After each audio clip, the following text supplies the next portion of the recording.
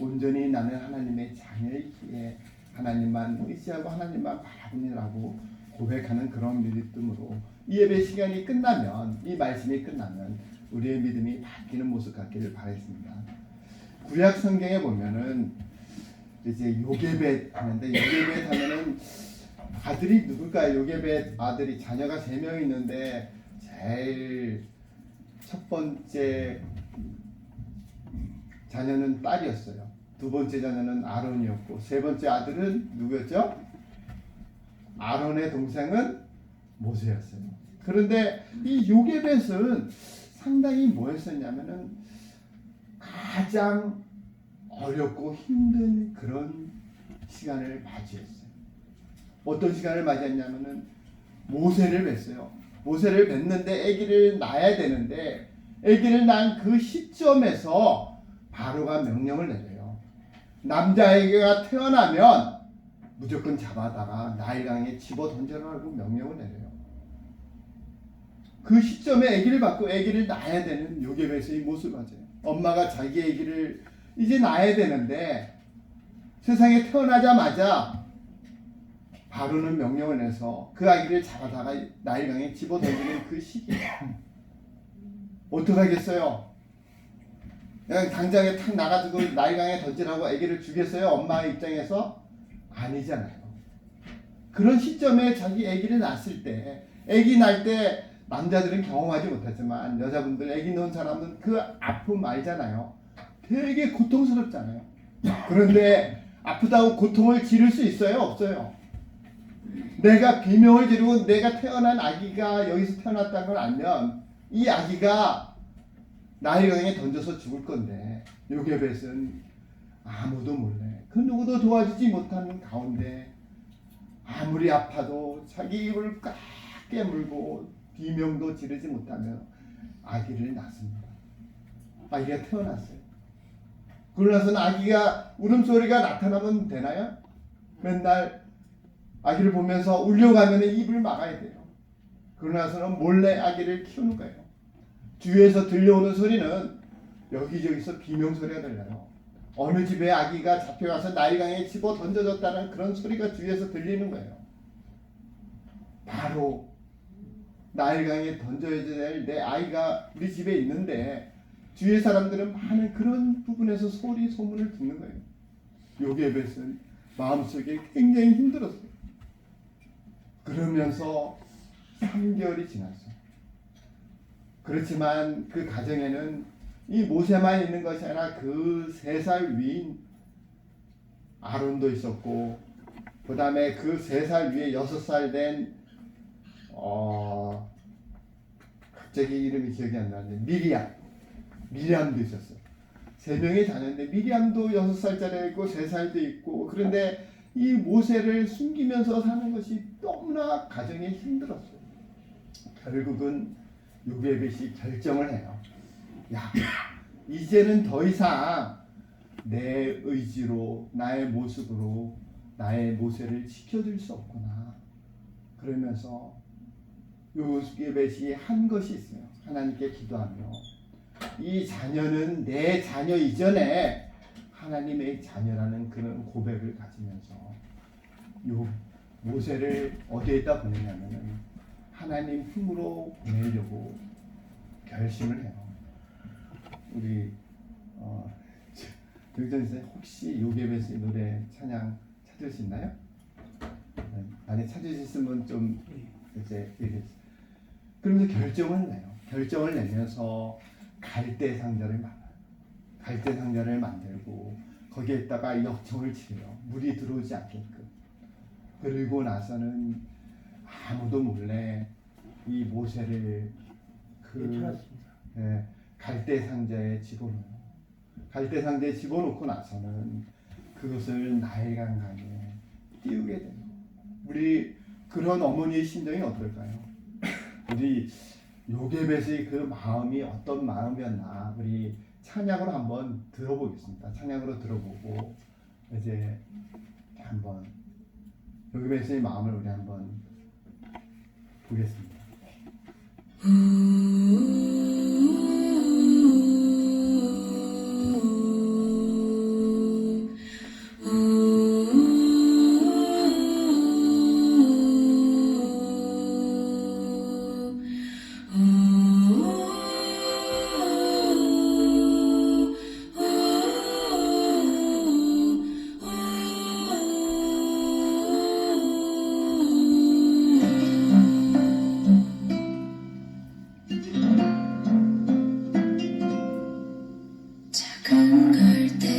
앉아 물이 새지 않도록 벽조와 나무진을 칠하네.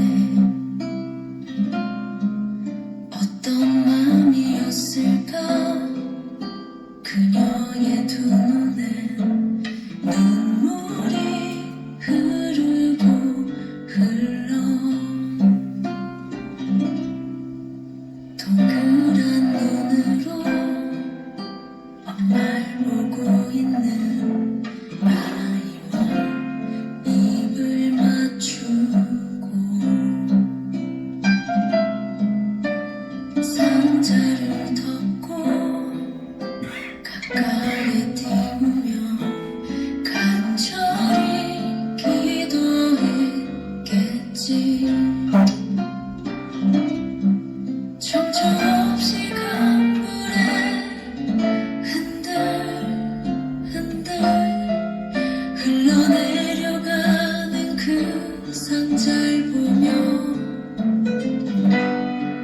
눈을 감아도 보이는 아이와 눈을 맞추며 주저앉아 눈물을 흘렸겠지. 너의 삶의 창조인 너의 참 부모이신 하나님 그 손에 너의 삶을 맡긴다.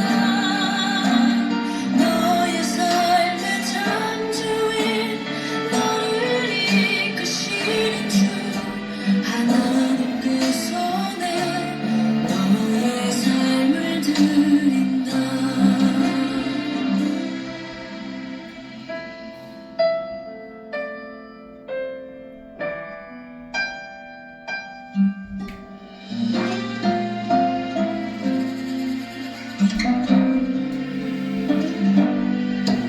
어떤 마음이었을까 그녀의 두 눈에 눈물이 흐르고 흘러. 정처 없이 강물에 흔들흔들 흘러내려가는 그 상자를 보며 눈을 감아도 보이는 아이와 눈을 맞추며 주저앉아 눈물을 흘렸겠지. 너의 삶의 창조인 너의 참 부모이신 하나님 그 손에 너의 삶을 맡긴다. 너의 삶의 창조인 너를 이끄시는 주 하나님 그 손에 너의 삶을 드린다. 그가 널 구원하시니 그가 널 이끄시리라. 그가 널 사용하시니 그가 너를 인도하시니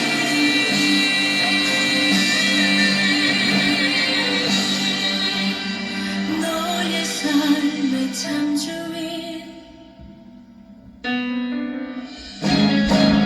너의 삶의 창조인 너의 참 부모이신 하나님 그 손에 너의 삶을 맡긴다. 너의 삶의 창조인 너를 이끄시는 주 하나님 그 손에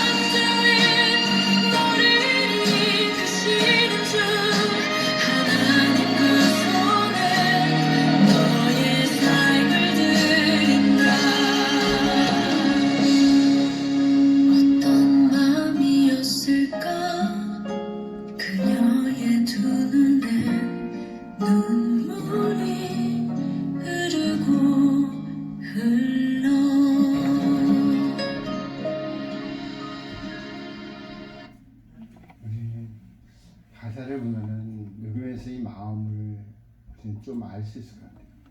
요게벳은 자기를 내가 가장 내 생명보다 귀한 아들을 보내면서 나이가 가까이 떠내 보내면서 저는 한번 생각했어요. 요게벳이 어떤 마음이 들었을까?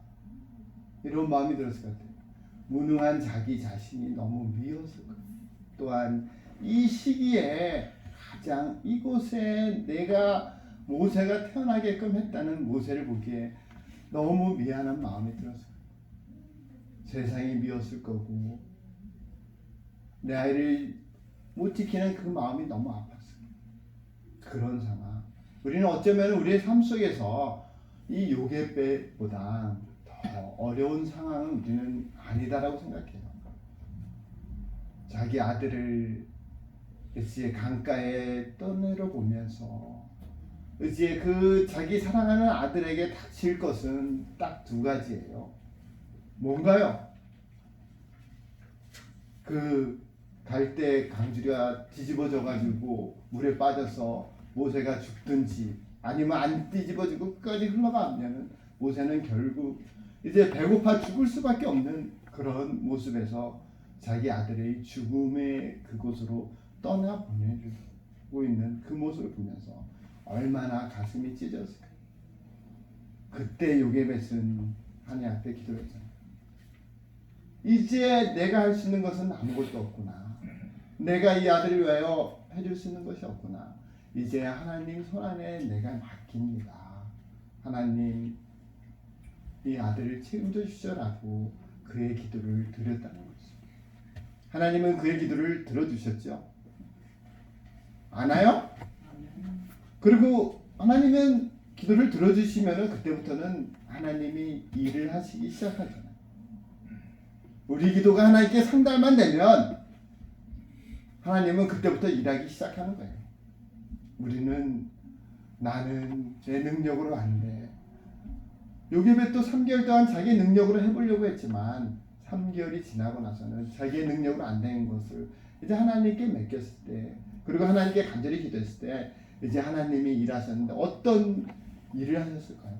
제일 첫 번째 일, 저는 생각을 해서 제일 첫 번째 하나님이 하신 일은 바람을 잠잠하게 했죠. 갈대 상자가 뒤집어지면 안 되잖아요. 큰일 나잖아요. 바람을 멈춰서 뒤집어지지 않게 떠내려가게끔 하나님이 일을 하기 시작했고, 그 다음에 바로의 딸을 사용했잖아요. 그 누구도 이를 도와줄 수 없는데 바로의 딸만이 그 공주가 나일강 강가에 그 시간에 맞춰서 그곳으로 나가게 하는 그런 하나님이 일이 시작됐다는 거죠.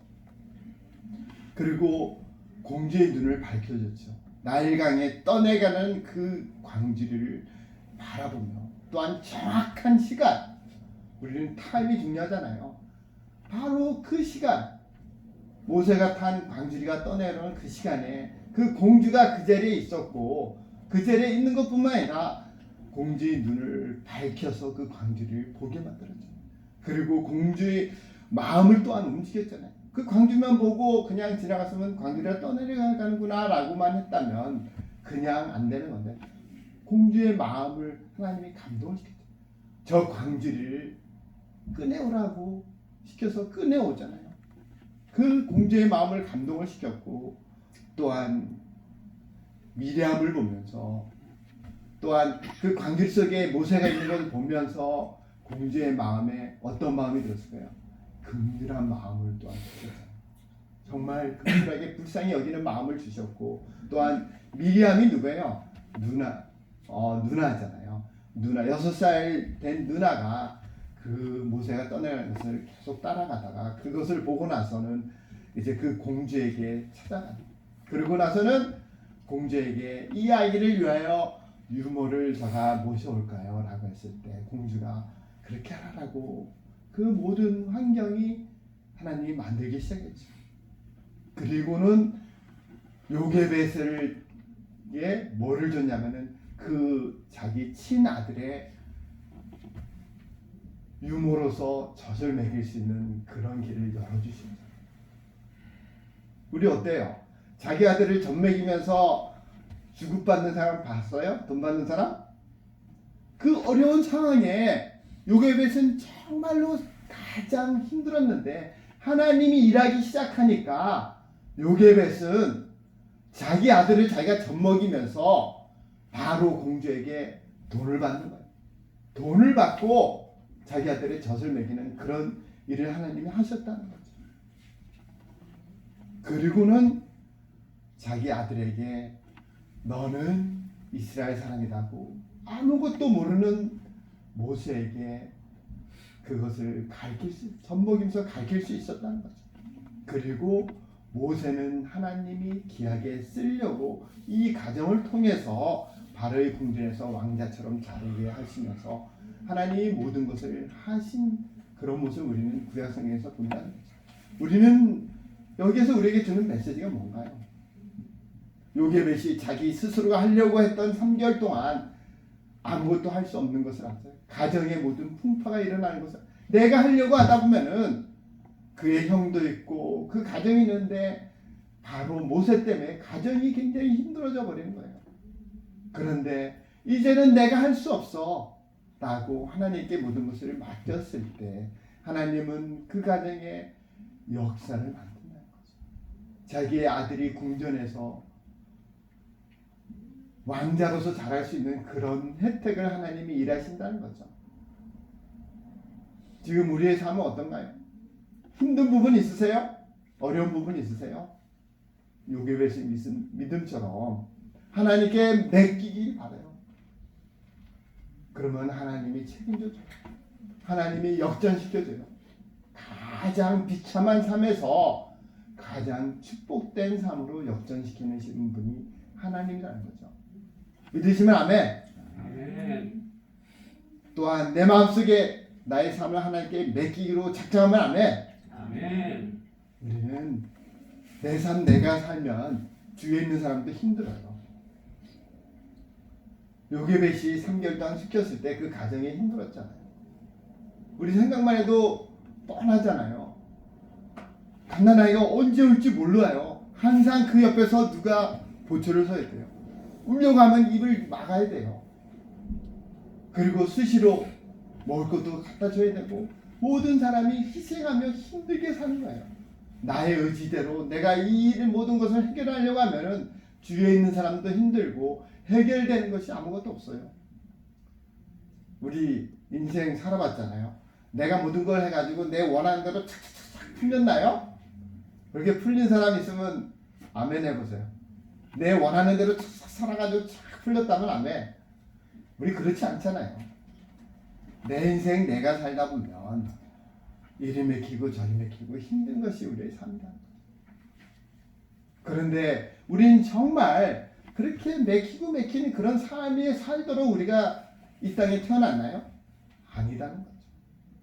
우리는 내 인생을 내가 사니까 힘들다는 거죠. 그러면은 내 인생을 하나님께 맡기는데 하나님이 나를 인도해 주세요. 그런데 우리는 하나님이 인도해 주는 그런 모습을 우리는 가져야 되는 거예요. 그것이 오늘 본문에서 우리에게 주는 메시지예요. 우리의 모습이 이런 모습을 가져야만이 하나님이 우리를 인도해 주신다는 거죠. 오늘 본문에서 우리에게 주는 메시지가 이렇게 얘기해 주겠어요. 9절에 보면은 내가 너에게 쓴 편지에 음행하는 자들과 사귀지 말라 하였거니와 이 말은 세상에 음행한 자들이나 탐하는 자들이나 속여 빼앗는 자들이나 우상 숭배하는 자들을 도무지 사귀지 말라는 것이 아니니 만일 그리하려면 너희가 세상 밖으로 나가야 할 것입니다. 우리는 이 세상에 보면은 음행하는 자도 있고 탐하는 자도 있고 속여 빼앗는 자도 있고 우상 숭배자들도 있다고. 근데 그런 사람들이랑 사귀지 말라는 것이 그런 사람들랑 함께 있어도 된다는 거예요. 함께 있어도 되는데 그다음에 11절에 그래요. 뭐라고 했냐면은 내가 너에게 쓴 것은 만일 어떤 형제는 뭐예요? 같이 한 교회에서 같이 신앙생활을 하는 사람이에요. 같이 신앙생활을 하는 이 사람이 음행하고 탐욕을 부리거나 우상 숭배하거나 모욕하거나 술 취하거나 속여 빼앗거든 사귀지도 말고 그런 자와 함께 먹지도 말라 하니라. 그럼 뭐예요? 이 말뜻을 이렇게 보면은 그 사람들을 같이 밥 먹지 말고 사귀지 말고 그렇게 하라는 얘기인가요? 저는 이 말을 가지고 우리 드림교회 식구의 말로 바꿨어요. 우리 형제잖아요. 우리 교회에서는 이런 일이 일어나면 안 되는 거예요. 이런 사람들을 권면해서 그런 일을 못하게 막아야 되는 것이 우리의 모습이다. 그런 사람들이 교회에 나오지 않는다면 우리는 12절에 그러잖아요. 밖에 사람들을 판단하는 것이야 내가 무슨 상관이 있어요. 그리고 그들은 하나님이 심판을 하십니다. 그러니까 밖에 있는 사람들은 우리가 이제 그런 사람들이 뭐 음해하거나 그런 거는 아무 상관이 없어요. 하나님이 그 한 대가에 대해 심판을 하세요. 그런데 교회 안에서는 그런 사람들을 그 바깥으로 내보내면 큰일 나잖아요. 하나님이 심판에 넘겨주면 안 되잖아요. 우리는 그런 사람들을 품어서 돌아올 수 있게끔 그런 것을 못하게끔 그랬을 때 바로 그 사람의 믿음이 요괴백과 같은 그런 믿음을 갖는 거예요. 그리고 하나님이 모든 것을 주관해 주는 거예요. 우리는 어떤 사람 한 교회 다니지만 어떤 사람은 요괴백 같은 믿음으로 그의 삶을 하나님이 인도해 주는 것을 경험했잖아요. 하나님이 나의 삶을 인도해 주는 것을 경험한 사람은 아멘. 그걸 경험했잖아요. 근데 그걸 경험 못하는 사람들이 주위에 있잖아요. 이런 사람들은 자기의 육체의 그거를 따라 행하게 돼 있어요. 이거는 하나님이 원치 않는 건데 이제 그거를 행하는 모습도 보여요. 여기에는 술 먹는 사람 술 끊기 어렵잖아요. 근데 여기에서 얘기하는데 술 취하지 말라고 얘기해요. 술 취한 사람도 결국은 하나님의 그 인도하심을 받지 못한다는 거죠. 그리고 속여 빼앗건 남의 가진 돈을 내 돈인 양 속여서 빼앗는 그런 것들.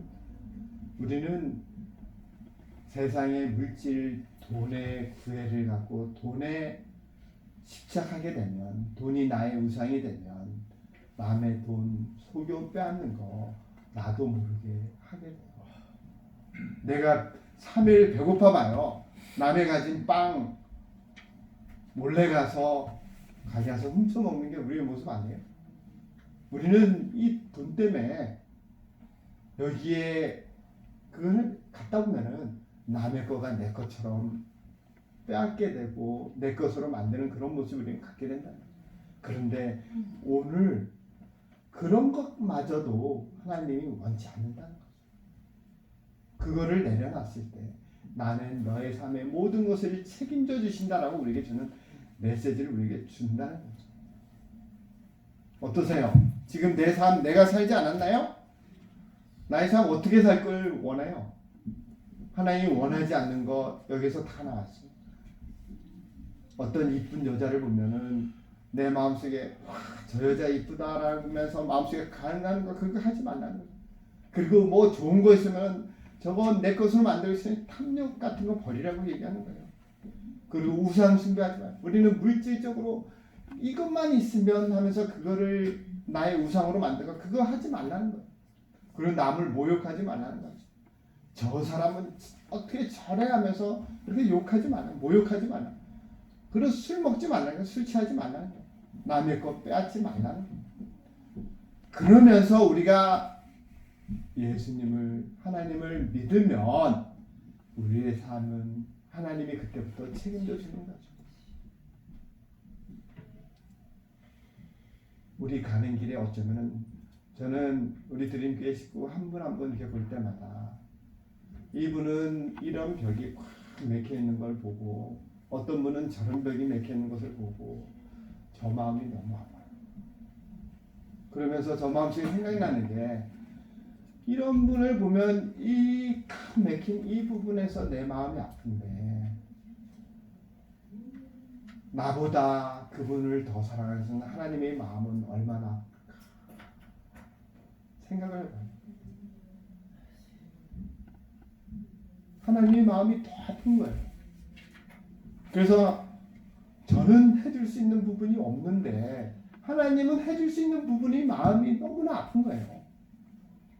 하나님 마음이 아프면 어떻게 해줄 수 있는 분이 마음이 아프면 해줄 수 있어요? 없어요? 해줄 수 있잖아요. 예를 든다면 몇만 불 가진 사람이 한 사람 배가 고파가지고 100불을 원한다면 만 불 가진 사람이 100불을 왜 못 주겠어요? 자기 마음에 감동만 되면 주는데 그러면서 그 사람의 모든 것을 해결해 주는데 이 100불을 필요한 사람이 100불을 가지려고 하면 그 만불에 있는 사람에게 뭐를 가져야 돼요? 그 사람에게 인정을 받아야 되잖아요. 그 사람이 믿을 만한 사람이 되어야 되잖아요. 저는 우리 하나님께 믿을 만한 사람으로 바뀌는 모습 같기로 해요. 우리 근심 걱정 앞에 깜깜한 거 다 오늘 이 자리를 통해서 다 내려놓으세요. 십자가 앞에 그냥 집어 던져버리세요. 나 근심 걱정 이거 십자가 앞에 내려놔. 이게 정말 내 가슴에 찢어지고 아파요. 너무나 힘들어요. 내가 견디기가 힘들어요. 다 내려놔요. 십자가 앞에 내려놔요. 하나님, 나 이거 정말 견디기 어렵습니다.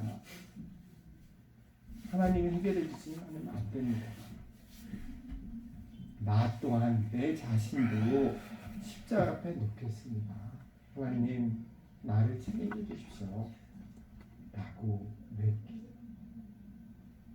하나님이 일하세요. 역전하시는 하나님이 일하세요. 하나님이 일하시면 나는 100원을 원한다면 하나님이 얼마를 줄 것 같아요? 하나님이 준다면, 하나님의 감동을 받아서 준다면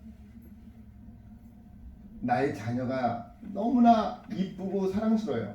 나의 자녀가 엄마 나 $10만 줘 하면은 아빠 나 $10만 줘 하면은 얼마를 주겠어요? 그래? 10불 주겠어요? 너무 이쁜 자녀인데 뭐든지 다 잘하는데 내 마음에 쏙 드는데 10불만 주는 게 아니라 1000불, 만불도 주고 10만 불도 주는 거예요. 하나도 안 아깝게 주는 거예요. 그게 부모의 심정이라는 거죠. 아버지 하나님의 심정이 부모의 심정과 똑같다는 거죠. 우리는 나 홀로 우리의 인생을 살았다면 그것이 오늘까지 나의 전반전이었다면 지금부터는 후반전을 사실 바랐습니다. 후반전은 전반전의 나의 삶은 패배자였다면 지금부터 나의 삶은 후반전, 역전의 삶. 나의 아버지 하나님께 모든 것을 맡기며 전반전에 패배했던 것을 뒤집어 엎으며 하나님 마음껏 축복하는 삶으로 우리의 인생이 바뀌기를 바라십니다. 우리가 바뀌어서 하나님이 아름다운 향기를 나타나며 하나님이 복음을 전하며 하나님께 귀하게 칭찬받는 그런 삶으로 우리의 삶이 사시기를 주님으로 축원드렸습니다. 기도하겠습니다. 아버지 하나님, 오늘 주신 말씀 감사 영광을 아버지 하나님께 올려드립니다. 우리는 우리의 삶을 통하여 항상 힘들고 어려운 삶을 살아가는 것을 압니다. 그것이 우리의 삶은 우리가 살았기에 힘들고 어려웠던 것을 고백합니다. 또한 이런 부분에서 하나님이 해줄 수 있는 것을 우리는 지식으로만 알고 믿음으로 갖지 않았던 것을 주님 앞에 고백하며 주님 앞에 회개하오니 아버지 하나님, 이 말씀을 통하여 우리가 주님 앞에 고백하는 것은 이제는 나의 삶이 아버지 하나님께서 모든 것을 하실 수 있고 해주기를 원하며 기다리며 우리가 모든 것을 하나님께 맡기는 그런 믿음으로 편하게 오늘 주신 말씀을 알기에 이 시간 우리 자신을 십자가 앞에 내려놓사오니 아버지 하나님 우리의 마음을 만져주시옵고 주님께 모든 것을 맡겨주는 가운데 아버지 하나님 우리의 삶을 책임져 주시는 귀한 우리의 삶 되게 도와주시옵소서. 오늘 주신 말씀을 인하여 우리의 마음속에 귀한 말씀의 씨를 심었사오니 아름답게 성령을 통하여 자라게 하시고 열매 맺게 하셔서 아버지 하나님이 우리의 모습을 보면 나는 너로 인하여 기쁘다, 나는 너를 인하여 자랑스럽다라고 고백하는 아버지의 귀한 자녀가 되게 도와주시옵소서. 오늘 우리에게 주신 귀한 말씀 인하여 감사 영광을 우리 아버지 하나님께 올려드리며 우리 주 예수 그리스도의 이름으로 기도했습니다. 아멘. 우리 찬송가 세상 모두 사랑 없어 찬양하며 준비한 예물 하나 돌려드리겠습니다.